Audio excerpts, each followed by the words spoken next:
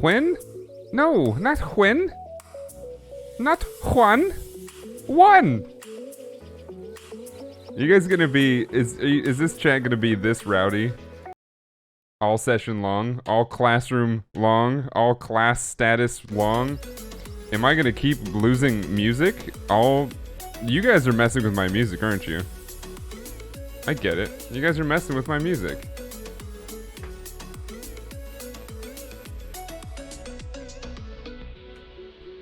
I get it. Chat, simmer down. Simmer down, okay? I'm not a substitute. I'm not... Maybe I am a substitute. Maybe Loco is the, maybe my ma'am? Maybe my ma'am. I have not been drinking. I'm not drunk, I swear. This is coffee, you can see it. It's coffee. Yeah, there it is. It's coffee. I swear. I just can't speak, apparently. I spent all my speaking skills on Loco's stream today. And speaking of... Loco is here. The loony bin has arrived. The loonies have escaped from the bin. That's not a good thing, chat. That means everybody needs to shelter in place. Oh wait, we should all be doing that, right? Everybody's saying safe. Can I get a hey ya? Either a hey ya or a whoop-de-whoop in chat if you're staying safe in your own homes. You're staying safe or you're being safe at work. One of the two. Hey ya, whoop-de-whoop. There it is. That's what I like to see. Hey ya, whoop-de-whoop. It's code.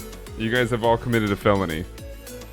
Yeah, I'm writing all you guys' names down. I am reporting you to the federal law of whoopties and whoops. Y'all are in trouble. I'm ashamed of you. I'm ashamed of you all. I'm changing this music, by the way.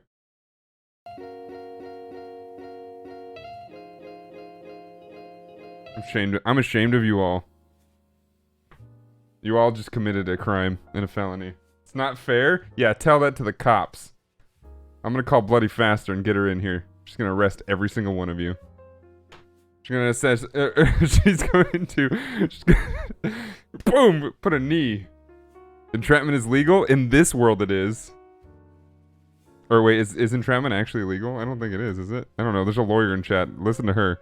Hello! Welcome! Welcome. You may be new to this channel. You may be new to what we're doing here. This is twitch.tv/StreamerSquare. I'm Danotage. Hello. I have my own channel over on twitch.tv/Danotage. D-A-N-O-T-H-E. But right now we're doing something far more important than my individual stream. What we're doing here, I think it's just YouTube. YouTube hates me. I don't know what it is. We're doing something far more important. And that is talking about streaming, content creation, professionalism, right here in the video game industry. We can talk about a lot of things. We can go into all the different sorts of disciplines and worlds and professions and industries, and we can talk into a further piece of entertainment industry. We can talk about all kinds of things, but today, and right now in this show, in Dan's Stream of Thought, on StreamerSquare, we're going to be talking about streaming. More specifically, we're going to be talking about the job and the trade. This is part of a multi-part series that myself, about like 20%, and JD White, uh-oh, did I lose my music again?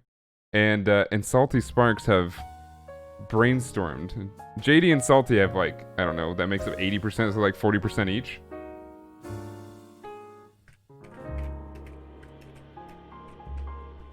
I'm gonna retweet this thing.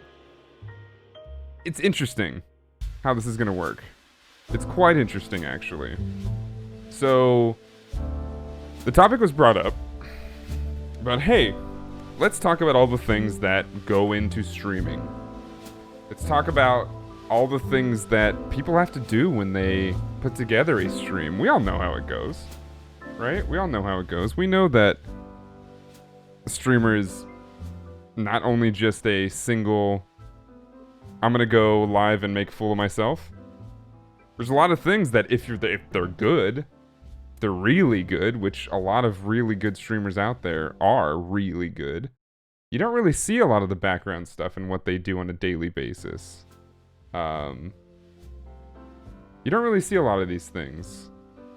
You don't see the public relations department in this part of their brain. You don't see the social media manager on this part of their brain. You don't see the camera operator on this part of their brain. You don't see the tech support and lovely software writing on this part of their brain. You don't see the backup mod on this part of their brain. There's a lot of things. There's a lot of things that go into stream. We're gonna talk about those. That is just the first part. This got broken up into several parts throughout the discussion of what it was to kind of bring into this, and it was kind of expanded upon as well. So a lot of what we talked about in the brainstorming session to develop this, which I normally wouldn't talk about, but I think it's important here, is a lot of...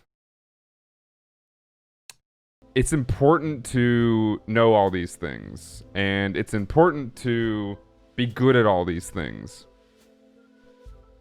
And that brought me to a weird mentality, and that might be what ticked me off this morning, because I don't know if you guys knew, I don't know if you guys saw the beginning of Loco's stream, the first like hour or so, where Glam Shatter Skull and myself were lovely hosted on her channel through Loco and talking about emotes and the Summit 1G tweet today and a lot of that stuff. And my biggest thing, and where I've been for the last 48 hours, not physically, I've been in my home, duh, but mentally, is where things are leading. Because I feel like as the educators here on Twitch, not only just here in StreamerSquare, but in a small group of people who educate a lot of other entertainers and prospect streamers and moderators and professionals in general, I feel like that is sort of the mentality that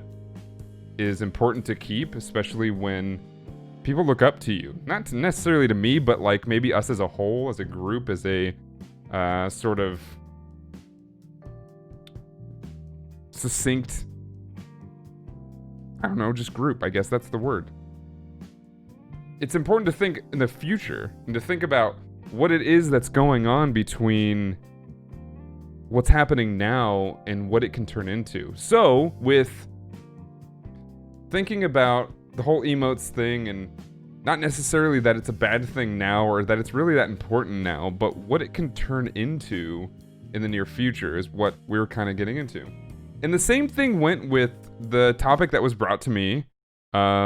I think Rini actually tagged me and was like, hey, this should be something on the stream. I was like, hey, that's a great idea. Let's break this down. And the first thing I asked was, hey, Salty, can you break this down in a 5th grade level? Because I am not that smart.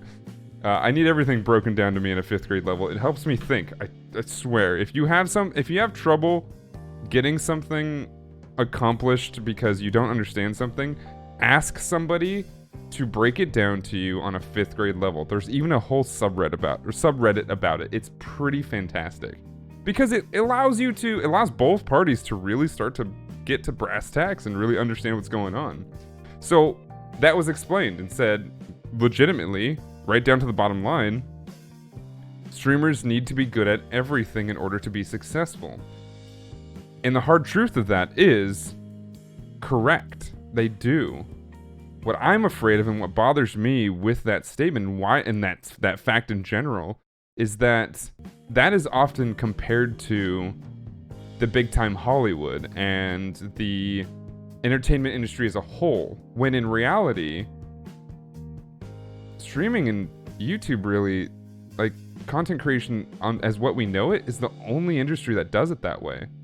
If you look at how Hollywood works, and you look at how a film set works, and you look at how a radio station works, you look at how a TV set works, there's tons of people on set. Like, a skeleton crew is like 50 people. The skeleton, like the most basic crew, is a few dozen people. That's not a small amount of people, and when people are getting started here on Twitch, it's one person. They don't have the capital to fund teams. They don't have the capital to pay artists, to pay tech support, to pay all these people to do all these things to help promote themselves, because they haven't earned anything yet. They're just starting. Actors often struggle just getting headshots, and they're really not that expensive. So it comes down to, we can definitely compare this to big time world and big time Hollywood, but I'd rather not, because I think it's dangerous.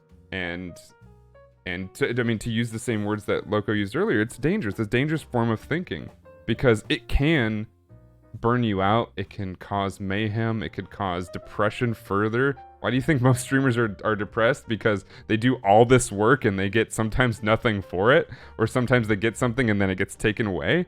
It's tough. It's really, really tough. So throughout this, I don't know, it's probably gonna be I would off the top of my head, which is probably not accurate, it's probably gonna be a 4-part series throughout this, about an hour each. We'll figure it out. We'll run through it. We're gonna talk about how many jobs it would take to run a successful stream. How many jobs have to be taken by single people, individuals.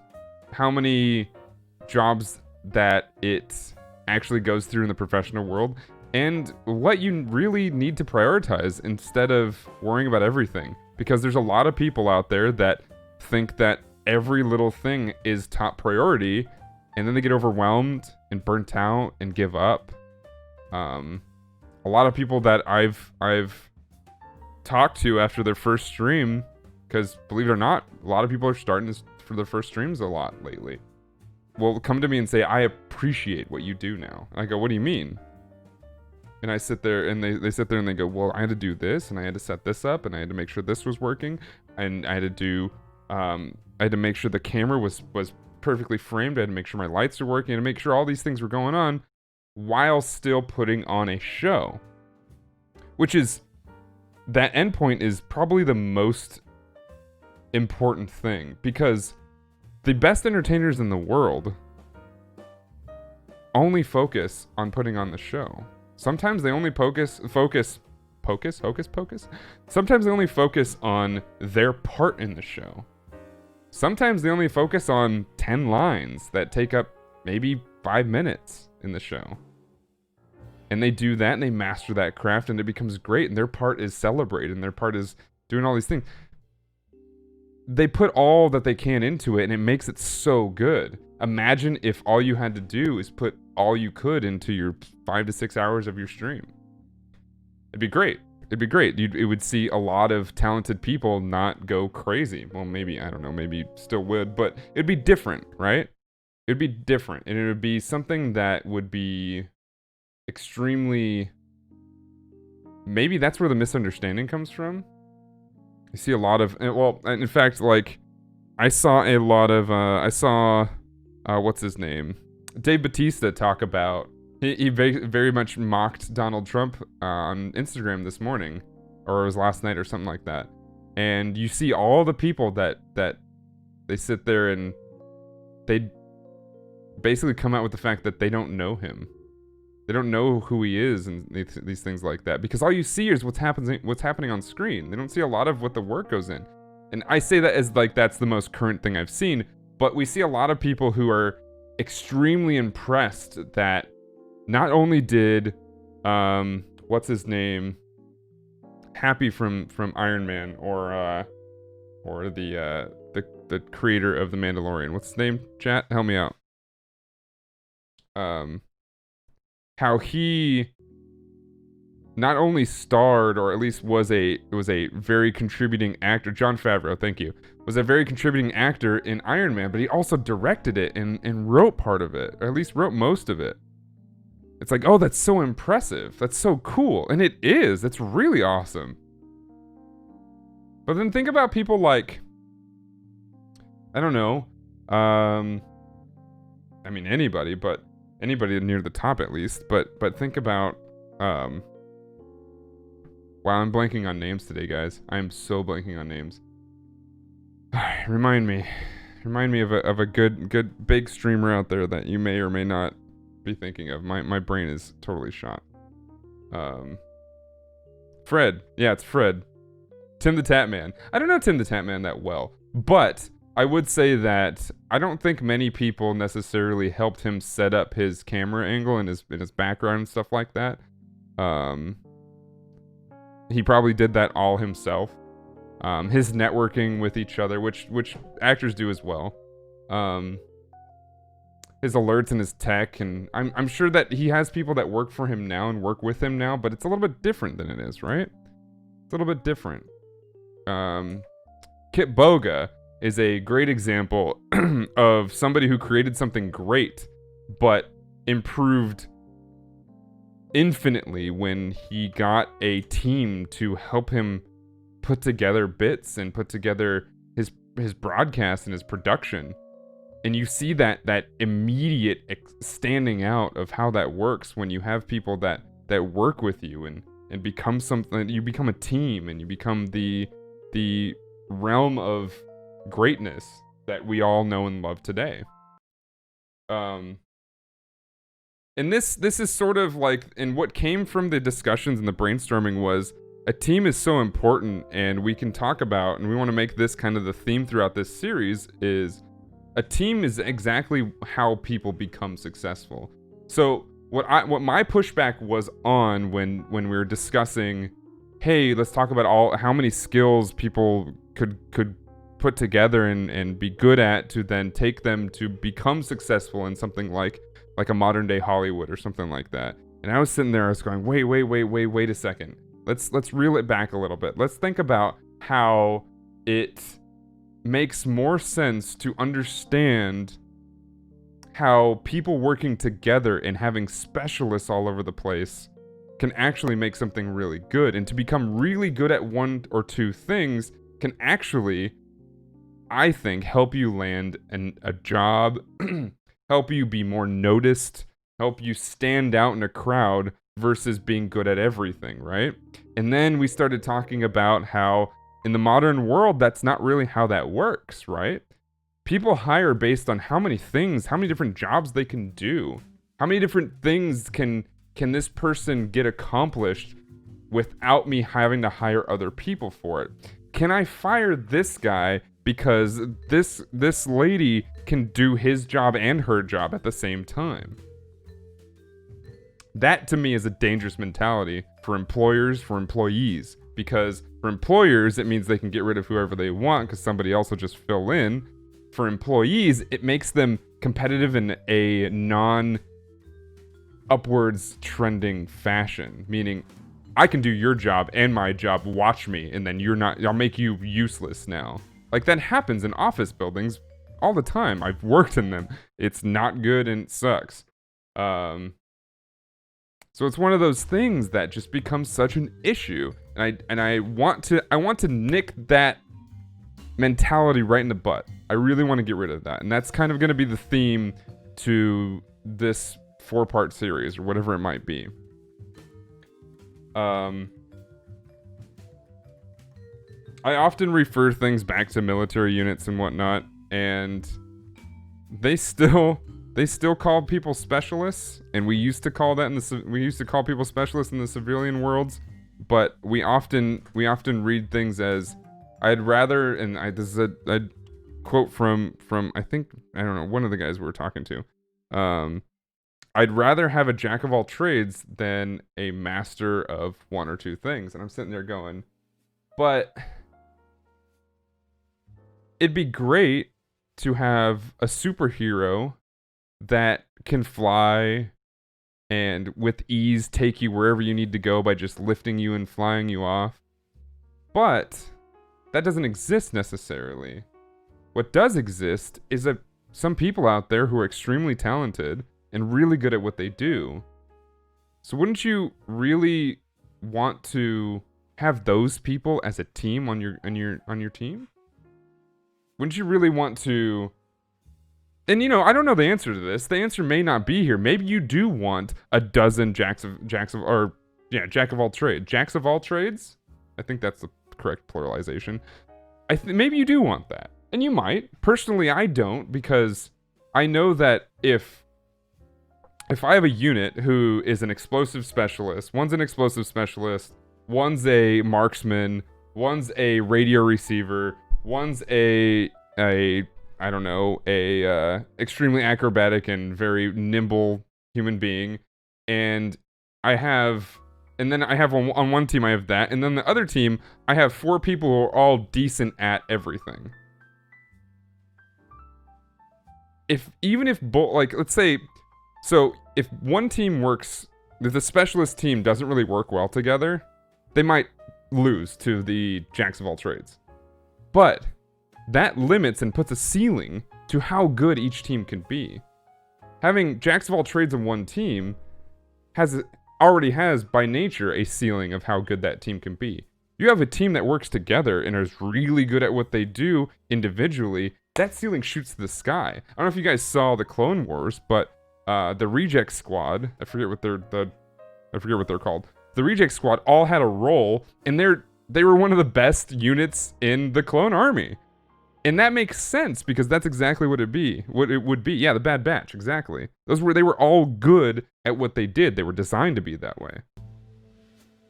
I think team size is important to consider in this too. If I can get one person to help me, I want a jack of all trades. So yeah. So there's where things come in. Obviously, if you're limited to how many people you can get on your team, yeah, definitely. You want somebody who can do more than one thing, of course. But you're still limited, right? You are dealing with the best cards you've been drawn. But if you're limited, and this is what you can deal with, I think a lot of streamers do it this way. They contract people out, right? If I want a piece of art done, I'm probably not going to go to an artist that is pretty good, pretty okay, but that artist can also mod for me, versus somebody, because I probably already have mods, versus somebody who is really, really good at doing what they're doing, and then maybe deal with not having a mod for a little bit, or whatever it might be. These are discussions that don't have single answers. This is part of the thinking that we have going on here. I don't think there's a single answer to that. Yeah, thermal term, it's the same exact way in every military. That's not the point. The point is that people get really good at what they do, and a good sergeant or a good drill sergeant will start to comb you in the way that they see your strength, right? Once you get past basic, obviously, yeah, everybody does the same thing in basic. There's no standouts in basic. In fact, if you're a standout in basic, you're usually the one in trouble the most of the time. But anyway, you get these things that come out later, and then a good leader will use that. Will use that and be able to push that forward. And that doesn't change when it comes to office strengths as well. The only thing that I push back on is I don't want people being forced into people feeling like they need to be a jack of all trades. I don't want that. Because I think that's dangerous, and I think that limits people to not being good at something, or needing to think they feel good at something, and then they fail in a task later on after somebody's like, well, you said you can do this. It's like, yeah, I said I've done it because that gives me a skill, and I did it for that skill purposes, but I'm not super good at it. I have all these other things to focus on. And then they get fired for that, and it's like, well,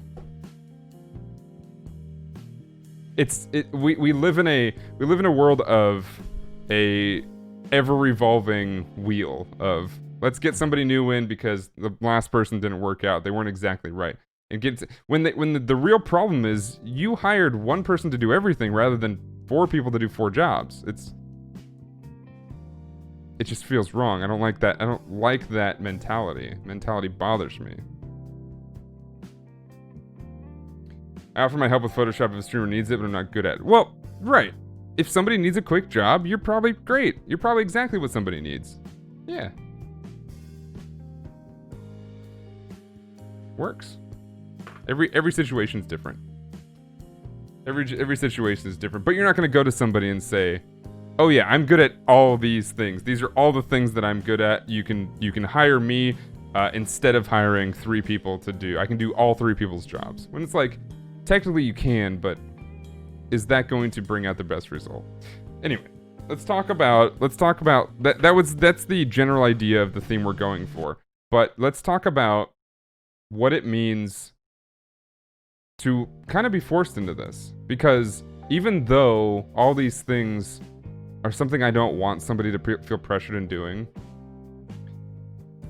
sometimes you kind of have to, at least when you're starting out as a broadcaster. Or if you're someone like me who kind of does a little bit of everything anyway, it's sometimes hard to be able to set aside funds to hire somebody to do something, or whatever it might be. Sometimes, you know, certain months are good, certain months are bad. Sometimes you can't pay somebody for that month, right? So you don't hire anybody.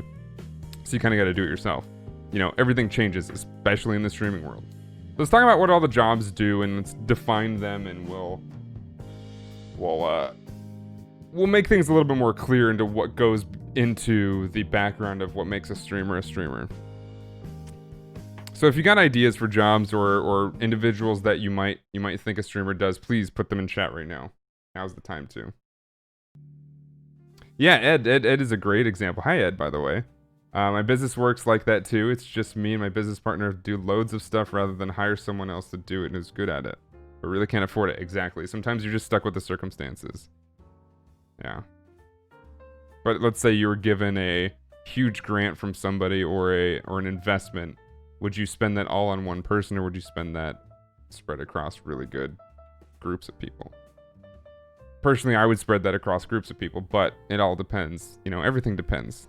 We're not in the business of giving absolute answers here. And if you're here to hear an absolute answer, I unfortunately can't give you one. The only absolute answer I can give you is don't be a bigot. Or don't be a sexist person, don't be a racist. Don't be speciest. Don't be anything that is just adamantly against a group of people or animals for no reason.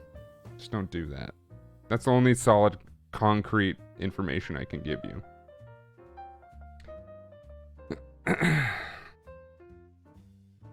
All businesses start with just the owner. You can't expand a business until you're actually ready.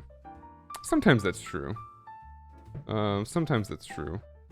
It all depends on who you know and how you can get started too. Because some companies start with with just an idea and an investor.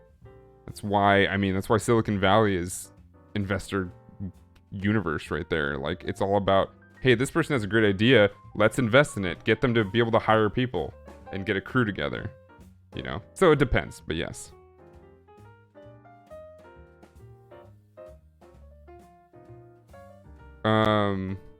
Streamers are audio engineers, video editors, live personalities, tech support, etc. Yeah, so let's talk about the first one. Let's talk about one at a time. So audio engineers, they're more audio technicians, but yeah, I get what you're saying. Audio technicians in the sense that you got to make the audio work. You have to buy the equipment, you have to set it up, you got to put together and make it go to OBS. You have to make sure it sounds right.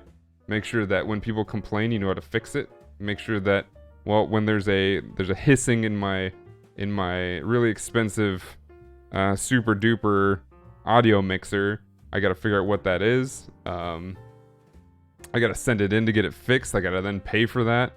I have to, if I get a friend to come over and do it for me, that I gotta pay him in pizza or something, you know.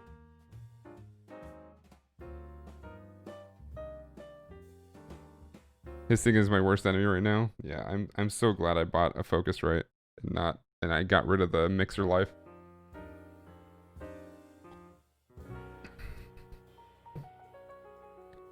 I'll fix stuff for pizza. Most friends will fix. I'll fix stuff for pizza. Most friends will fix stuff for pizza for sure. We're currently in a currency of 6-packs.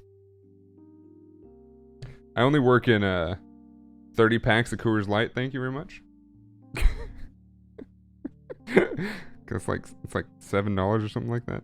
Or $12 or whatever it might be. It's stupid cheap because it's just water. Hey Fearless, what's up, dude?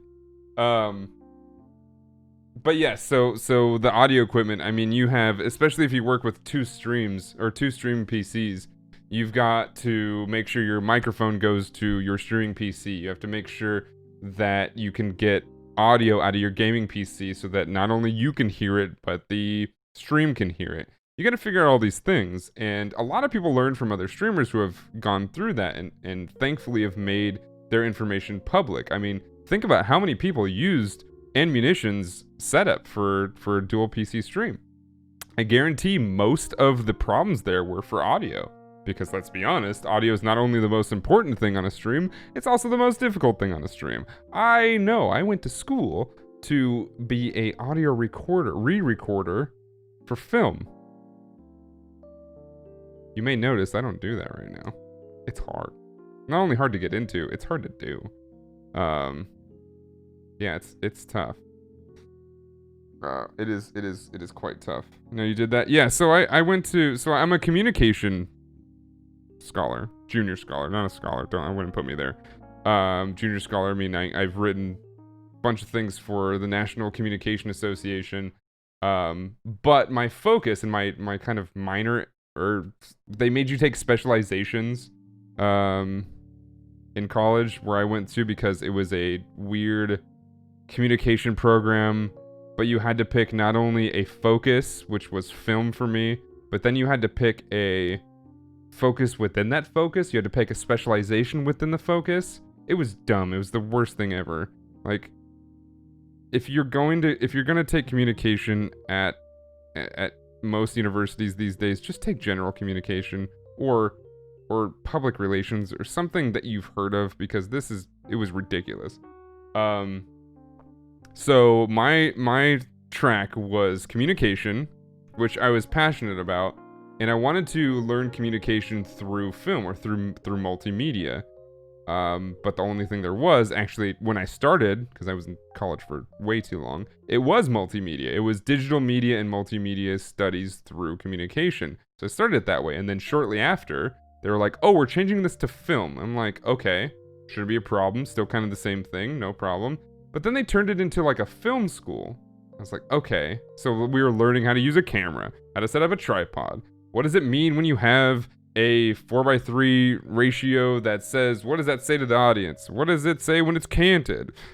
All these garbage things that you would learn here in LA. It's dumb. Anyway, it was dumb. And then it turned into, okay, well, let me focus on what exactly I want to do with all this. I want to work with audio. Not necessarily recording audio, but being the re-recorder, or as you might know it more of like a mixer. Their re-recorders in movies are usually some of the first people listed in the credits of a film. So next time you watch a film, look at the credits. As soon as they start, you will see probably the stars. You'll see the director. You might see a producer, but immediately after that, you'll see re-recorders. There's usually 2 of them. And those are the people that take all the sounds that were created, all the sounds that were recorded, and they are the ones that put it in the film. So everything you hear was not recorded by the re-recorders, but it sounds the way it does because the re-recorders did what they did. So they're the ones that are throwing things onto the tracks. They're the ones that are leveling it. They're creating a lot of the drama, but in almost their entire job is because is sitting right in front of the director who's sitting right behind them. At Lucasfilms, the making of episode 1, there's a whole documentary on that movie and making of it. George Lucas is sitting right behind the 2 re-recorders, just making sure that, oh, this sounds right, that sound, oh, I didn't really hear that, can we turn that up a little bit? And basically it's like being in the editing bay with a director, because they're editing the sound. So that's what I wanted to do for a long time, because I felt that in film or in media, sound is still the major driving form of emotion and message and communication from anything that's happening on screen. It's more important to hear with your ears. So that's what I wanted to do for a long time. And then I slowly transitioned into, well, I could do a lot of this crap myself and become a streamer because I'm a smart person. So yeah, I've transferred a lot of that to my own audio stuff. Since we've moved, I haven't really built a whole lot. I put this stuff back here. Most of that's just for show. That pretty much does nothing. It is cool though. But I haven't really set up a full system. I have a bunch of like open air space that we had some boxes here and it sounded great, and I removed them, and as you can tell, it's a little bit noisy. Put that together and it just, yeah. So there's, you gotta worry about a lot of things. I thought about throwing a blanket up or whatever it might be and just kind of playing with it. But that is very much its own job, right? That is its own job in the industry. Obviously, there are two recorders for a movie. There's people that do Foley art. There's people that do recording of the dialogue. There are people that record the voiceovers. There are people that record, I mean, you name it. There's probably 6 or 7 jobs behind each and every major sound. There's an entire orchestra that creates the music. I mean, do you guys play copywritten music on your streams? I hope not, because that stuff is what gets your VODs muted, and that's what, if somebody really wanted to come after you, they could, because you violated their copyright agreement. So, you know, we have people that do their own stuff. I'm not gonna make my own music because I don't really know how anymore. I don't have the equipment, but I gotta get somebody to do that. So you gotta be the liaison and be able to write up the. Anyway, you gotta do all that stuff, and that's all audio. The audio is it's a bunch of people's jobs. It's not just one. What was the next thing that was said?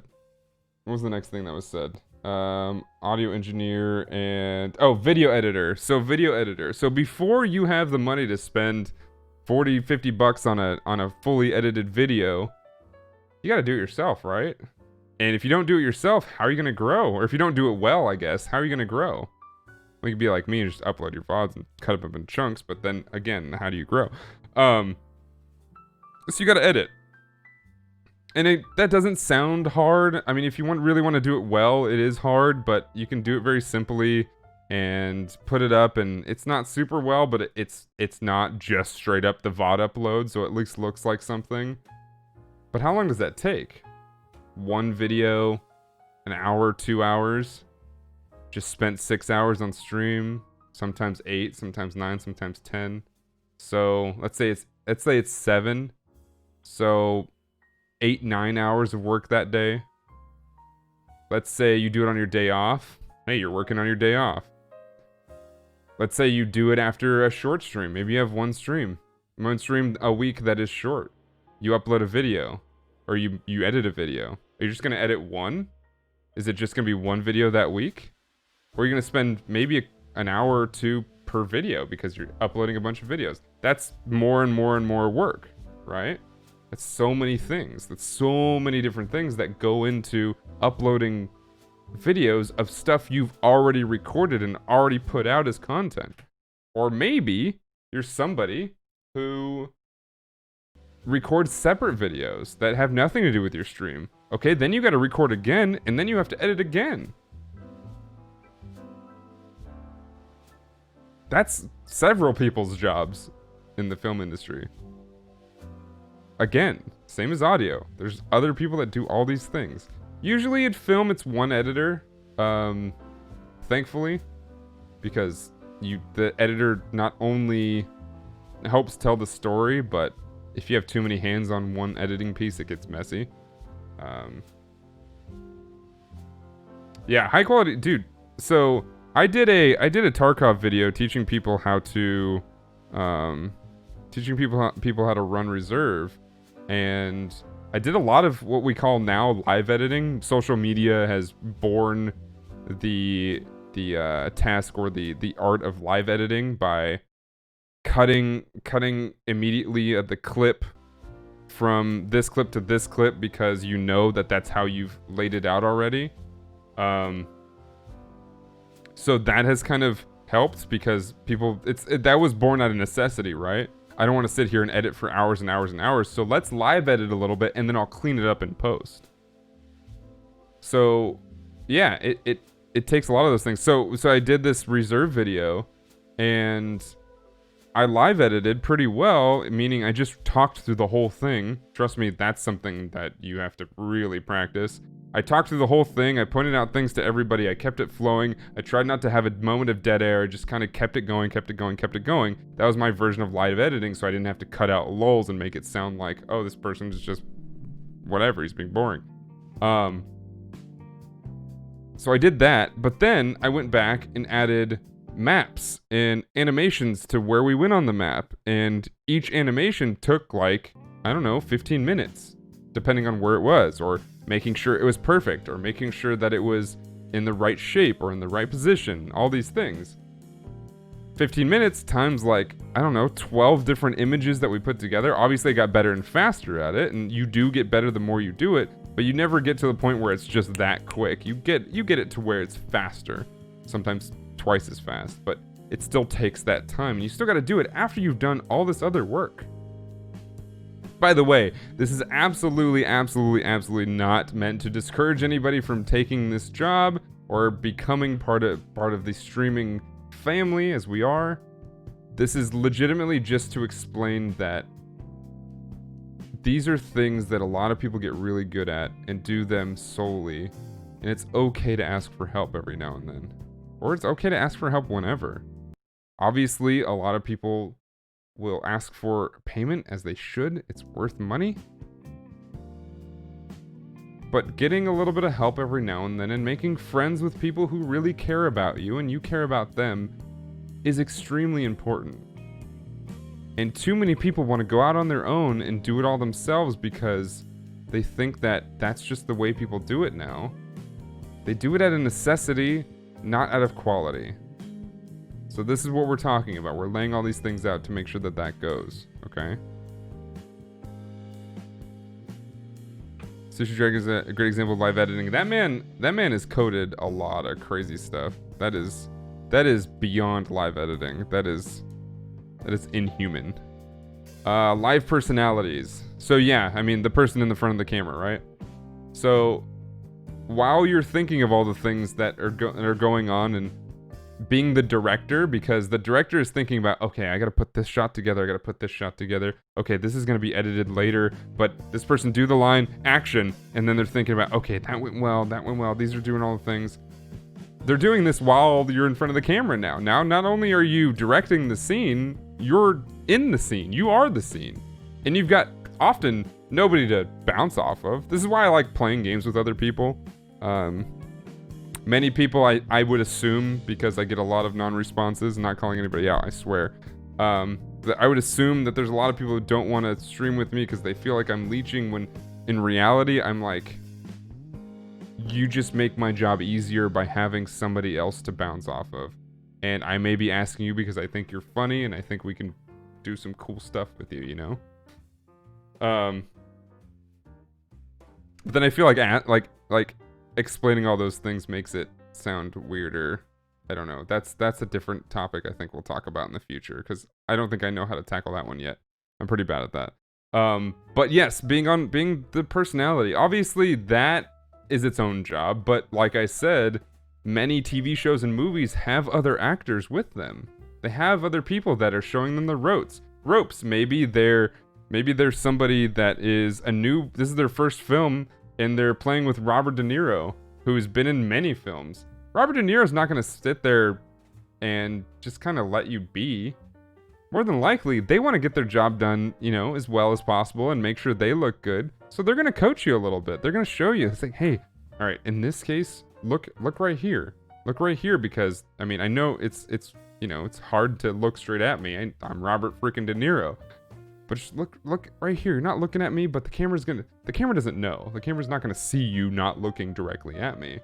So, like, they're going to be able to bounce things off of. And if it's a comedy, having another funny person next to you is going to make you funnier, because if you already have the chops, because that's why they hired you, you're going to be able to bounce off of things. It's impossible for people to be 100% funny by themselves all the time, no matter what. I don't care who you are. It's either impossible or it's extremely, extremely difficult. So yeah, you got to be that online personality. That's another job. What's another one? Tech support. Yeah, I mean, we've talked about tech support. There are many people who deal with tech support. Sometimes they leave offices to a single tech support person, and that person is in hell most of the time. They gotta fix whatever's happening on your computer. Why did my computer just die? Why is my audio gone? What? Windows? I usually just blame Windows. Windows is usually the answer. Thankfully, these days we have one thing to blame. It's usually Windows, because, to be honest, Windows messes up everything. But sometimes it's not. Sometimes it's something else. Sometimes there's a virus. Sometimes there's a setting they got flipped off. You know, there's all kinds of things. Like, that tech support is... Yeah, they gotta be tech support beyond just being all the other things. What other things do we have? What other I blame Gamertech. It's usually Gamertech's fault. Gamertech, Windows, pick one. You're probably right. So I'm crushing my dream. I'm not crushing your dreams. I don't mean to. I swear. Public relations officers, right? So I happen to be a public relations what did they name me? They put something actually in my signature.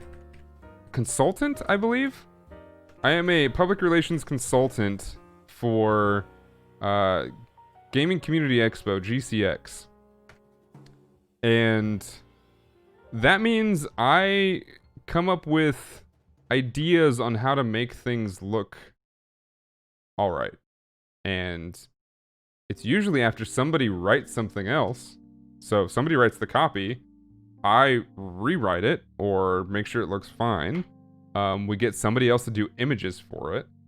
We get somebody else to record and put together a script so that our boys can actually record a video to put it out. We have to figure out who's planning what we're, announcing, all that stuff, right? And just my job, while I don't do it full time, so I can't say it's like a huge thing right now, we're also not pushing things out every week.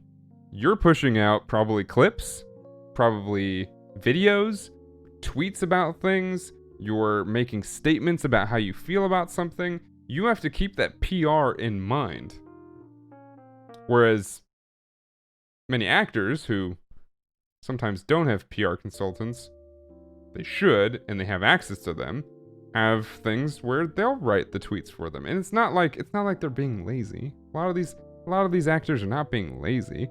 Sometimes they just don't know how to speak to the public, right? They know how to recite a script. They know how to act through another character. Sometimes they don't necessarily know how to speak to the public. So they have somebody who writes things for them and makes them look good because that's what they need.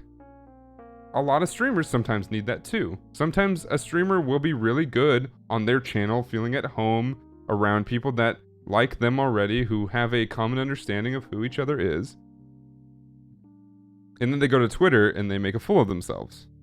I'm not naming anybody. That literally is just what happens to. I even do that to myself sometimes.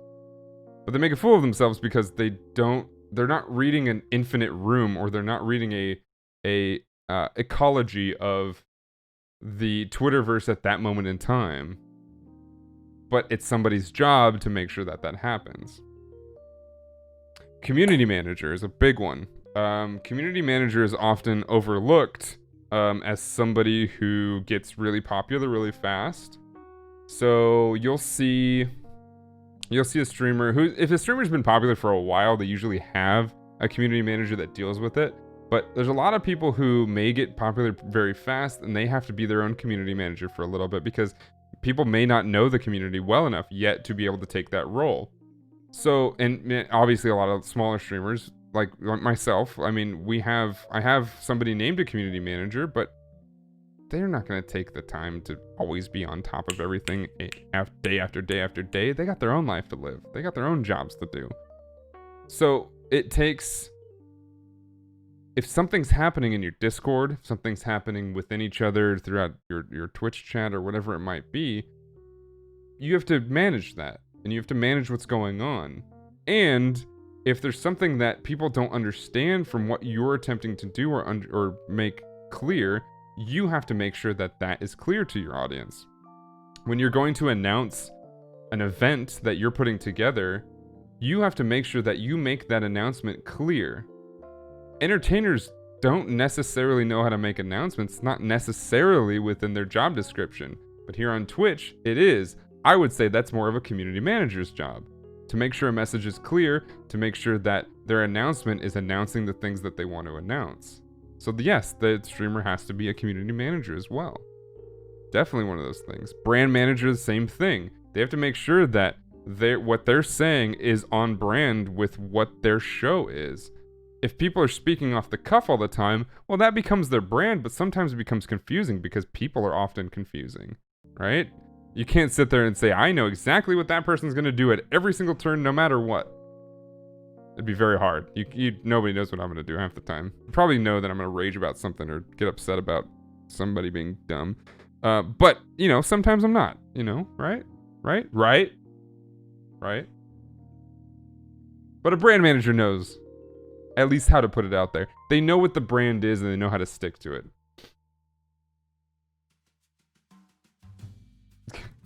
Twitter makes everyone look like a fool. Yeah, that's true. That's true. I don't know. But yeah, those are the things that a brand manager would have to pay attention to is how do we make this brand look right? Or when a streamer says, oh man, I really like dragons now. What? You like dragons now? But like 3 weeks ago, you said you were all about like humans in the woods and like bows and arrows and stuff. Yeah, but I think I like dragons now. Right, because that's an artist being an artist and having different inspirations all the time. Where a brand manager would step in and say, but this is how people understand you and this is your brand. Let's form it into something similar. We can do dragons.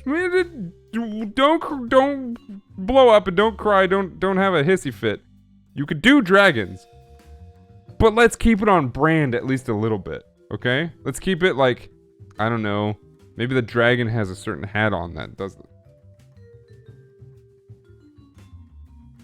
This is definitely not a window into my own struggles, I promise. But a brand manager or somebody who's thinking about their brand and being your own brand manager means you got to think about how the audience will understand it. And if you flip-flop things like that, they may not understand. And you have to think about that. That makes you your brand and what you're doing. Struggle with dragons? Don't we all struggle with dragons? Don't we all have our own dragons? Isn't that just the thing?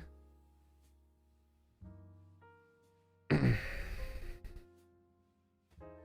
far are we in? Oh, jeez, it's already 4 o'clock. Give me another job, chat. Because there's plenty more. I know there are. Also, being a show planner, definitely something another person does. Or maybe another team does. I don't do that job. I'm not good at that. Salesman for things like merch.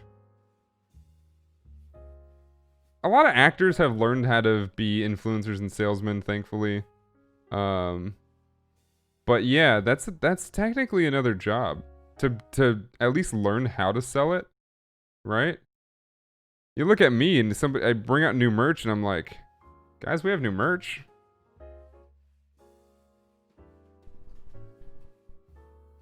There's new merch.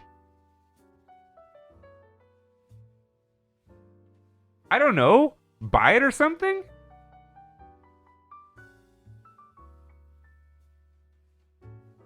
Ah! That's my selling.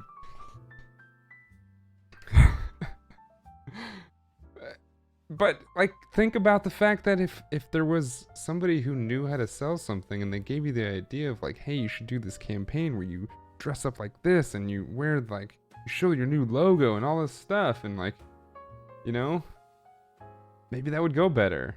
But you, as a streamer, you gotta do that yourself. How about managing people and that everyone's good at interacting with their mods in a productive way? Agreed. Agreed.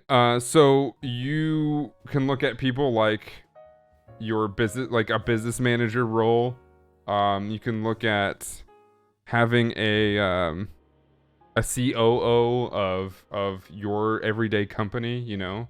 Like, obviously not everybody's starting a company as a new streamer, but somebody maybe in the COO type of position, you know, chief operations officer. where they're being able to run your team because you started it, yeah. You came up with the idea, yeah. You make the final decisions on what it is that you do on your show, yeah. But you still gotta make sure that, I mean, you're not gonna get what you want unless you know how to lead the people that you've brought on to be able to do those jobs and get those things for you. So yeah, you have to be the CEO and the COO in your own company. It's tough, but yeah, being able to manage somebody is a vital skill. In fact, that might even be one of the biggest skills after being a good online or like a good on-camera personality. That might be one of the biggest skills you need as a streamer, is being able to manage people, because you want people to understand what you want to get out of whatever it is you're asking of them. A lot of this comes from a lot of being a good manager, in my opinion. And I mean, I like to think I'm a decent leader, but I don't do it very often. But I think what makes me a decent leader is empathy and being able to feel what the other people are feeling so that you can help them understand what it is that you want. Because if you just start barking things at them and they don't know what the heck you're talking about, they're not going to get it, and you're just going to get more mad. And CFO, well, yeah, definitely CFO. I would recommend that even if you don't have the means to hire people, you should definitely get money people. And I'm not talking about like full-time CFOs, but you know, a CPA to help you do your taxes, or sometimes a financial planner to, just in case you start to make it big and get a bunch of money coming in, you don't spend it all, you know? For all the laundering, yeah, laundering, paying into dividends, getting paid by a security company that you totally work for.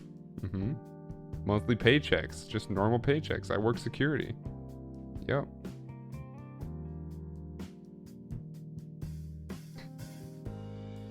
I can lead and manage crap, but I choose not to. I prefer to be a lazy schmuck. I mean, me too, right? Because that's the hard part, right? I have one lead moderator, and he pretty much does everything. Recently, we've had another person step up and start to do their own things. But like, what makes them so invaluable to me is that they're independent, right? They do things on their own, and I don't tell them anything. It's not because I don't want to. It's because of all these other things that we're doing. I just get tired, man. It's not that I don't want to do. I don't want to lead them in a direction. I don't have the energy to. I'm lazy. I'm gross. I'm tired. But yeah. Somebody said something. With what you know now, what would you tell new streamers? About what exactly?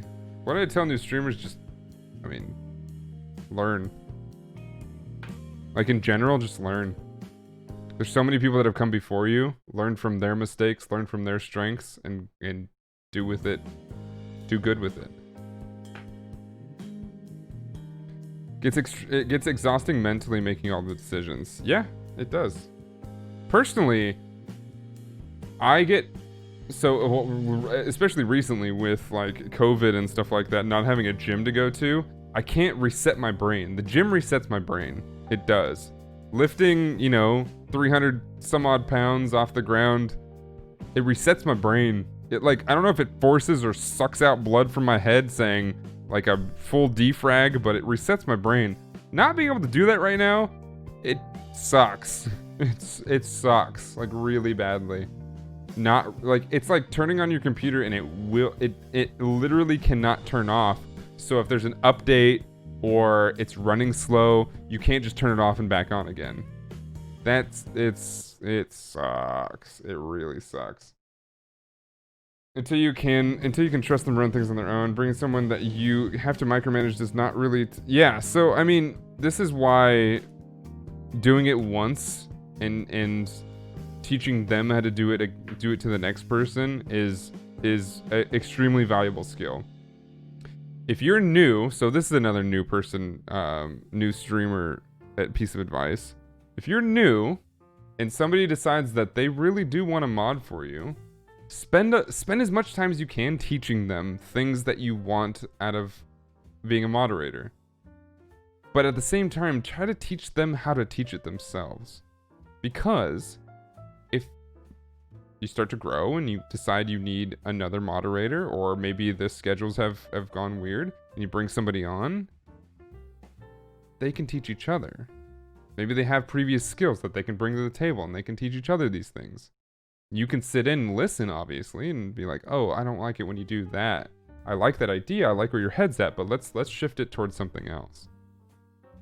It's easier on you, it's about saving you, and your people can manage themselves, right? It's not that you don't want to, it's that you don't have the energy to, and that's perfectly acceptable and okay. Some people can't help but micromanage though, because they feel like they have to have a hand in everything. Yeah, and I think it's a skill to be able to let go. It's not inherent for anybody really. It's a skill to be able to let go.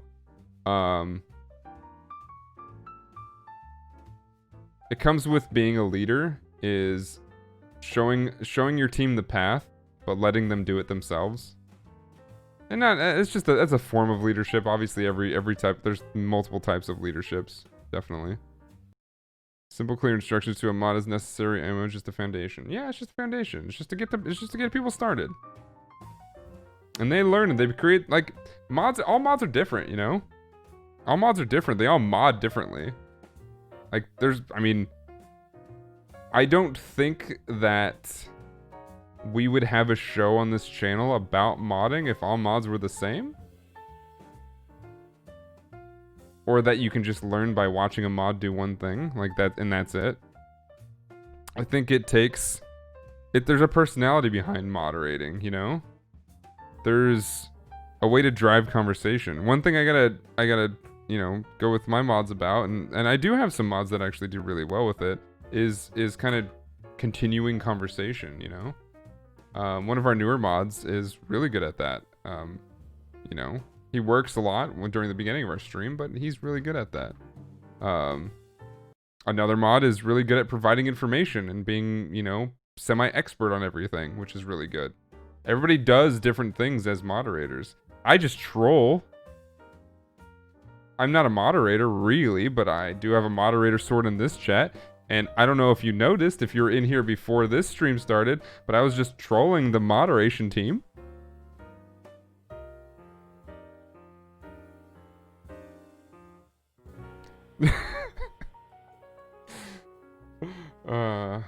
I thought we were all band bots. Well, you're all robots and programs in my imagination, in my world that has been created by the ultimate programmer.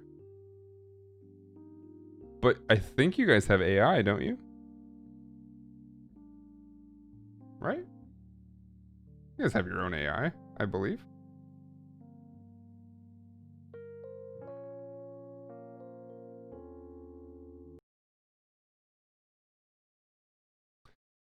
But we can't time out the host, so we just have to take the trolling. Yeah, my mods often post the, hold on, let me try to ban JD White. Yeah, this one right here. You cannot ban moderator JD_White unless you are the owner of this channel. That's what my mods copy paste into my chat quite often. That was close. What do you...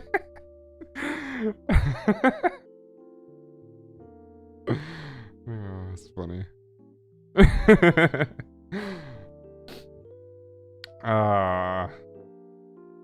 What have we missed? What is important that we missed? We're talking about a lot of things today already. I'm sort of going loony on this. Talking about so many jobs. This is all I want to talk about in this episode, so we're not going to get too deep into a lot of things, but this is the basis of, like, hey, these are all the jobs.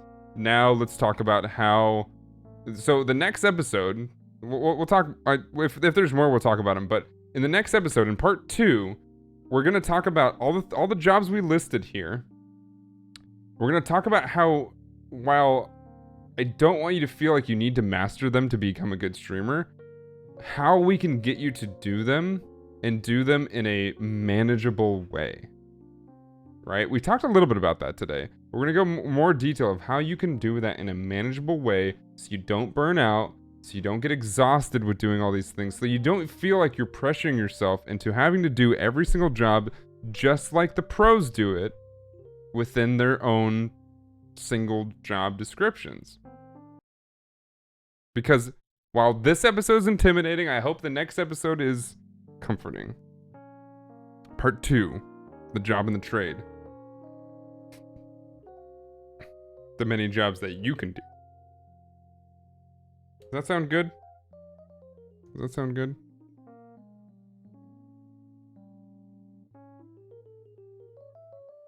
I hope so. Part D. Part D.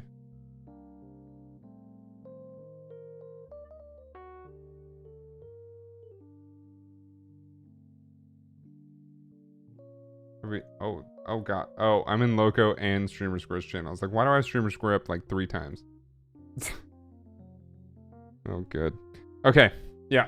I think we did well. I think we did really, really, really, really well today. I think you all were fantastic.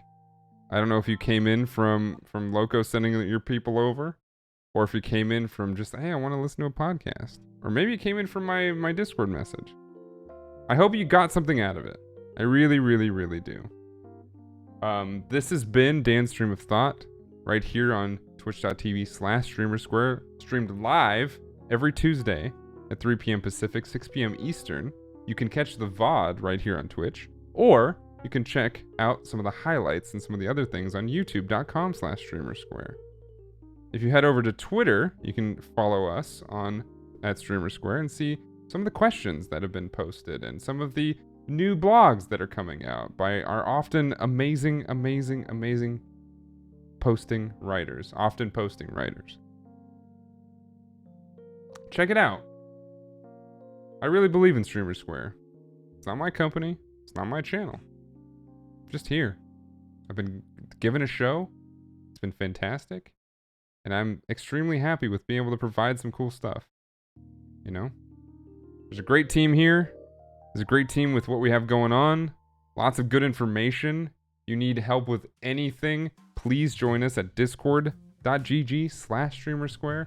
I have my own channel there. You want to just talk to me directly and be like, hey Dan, saw your show. You're an idiot. Here's some suggestions.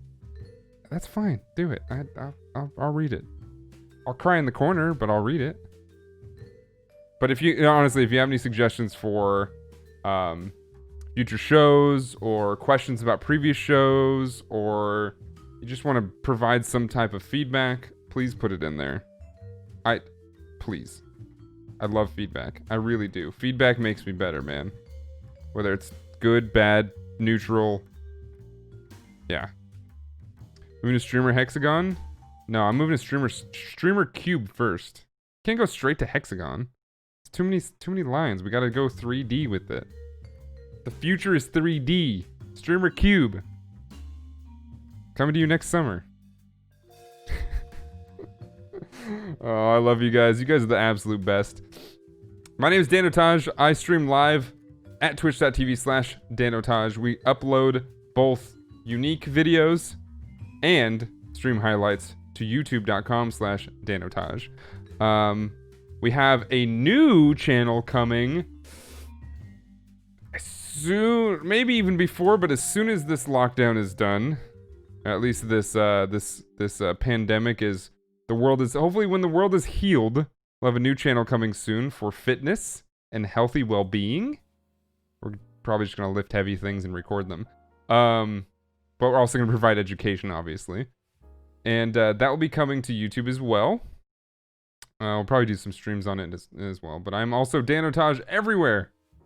If there's a social media, if there's a channel, if there's something, twitch.tv or anything, DANOTAGE.